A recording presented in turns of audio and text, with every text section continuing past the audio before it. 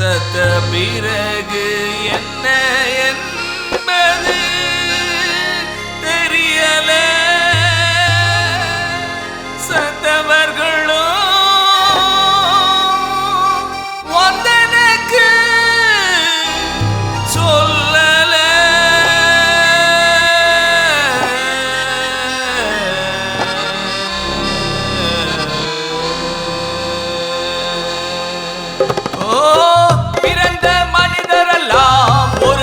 சாக வேண்டும். சத்த பிறகென்ன தெரியல. சத்த மனிதர்களும் வந்து சொல்லல. ஓ சத்த பிறகு,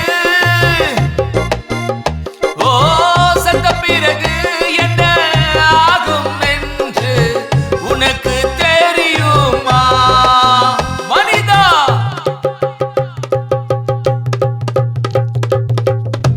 சரீரத்தை நீராட்டுவார்கள்.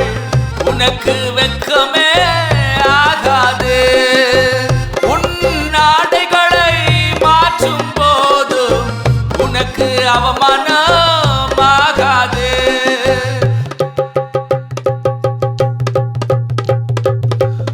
உன்னை வாசல் அண்டை பார்வைக்கு வைப்பார்கள். பூமாலையும் வந்து போடுவார்கள். எல்லாரும் வேலை விட்டு பார்க்க வருவார்கள். அவர்கள் உன்னை கண்டு கதறி அழுவார்கள். அந்த சத்தமும் உனக்கு கேட்காது. ஓ பிறந்த மனிதரெல்லாம் ஒரு நாள் சாக வேண்டும். சத்த பிறகென்ன தெரியல. சத்த மனிதர்களும் வந்து சொல்லல.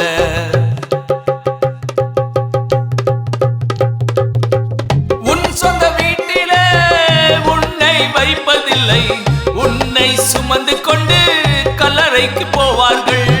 கடைசியாய் உன்முகம் பார்த்து மண்ணில் வைத்து திரும்பி பார்க்காமல் வீடு செல்வார்கள்.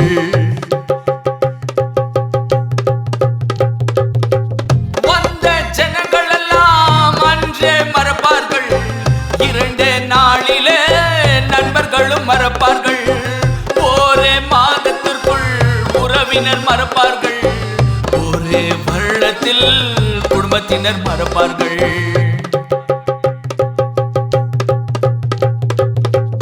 உன்னழகு மண்ணில் மறையும்.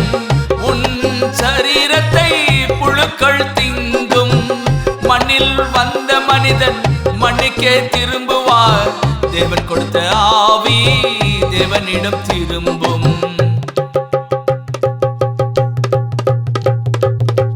மரணம் என்பது முடிவும் இல்லை. இயேசுவை நம்பினால் பரலோகத்தில் இருப்பாய்.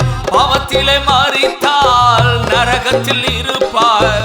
ஒவ்வொரு நிமிடமும் வேதனைப்படுவாய். இந்த நரகம் உனக்கல்ல, பிசாசிக்கும் அவனுடைய தூதர்களுக்காகவே தேவன் படைத்தார்.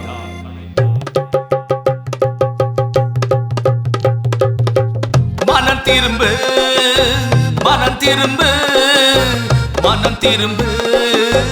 ஓ மனிதா, உயிரோடு இருக்கும் போதே மனம் திரும்பு. மரித்த பிறகு மன்னிப்பில்லை. சத்த பிறகு நீ கேட்டாலும் உனக்கு மன்னிப்பே இல்லை.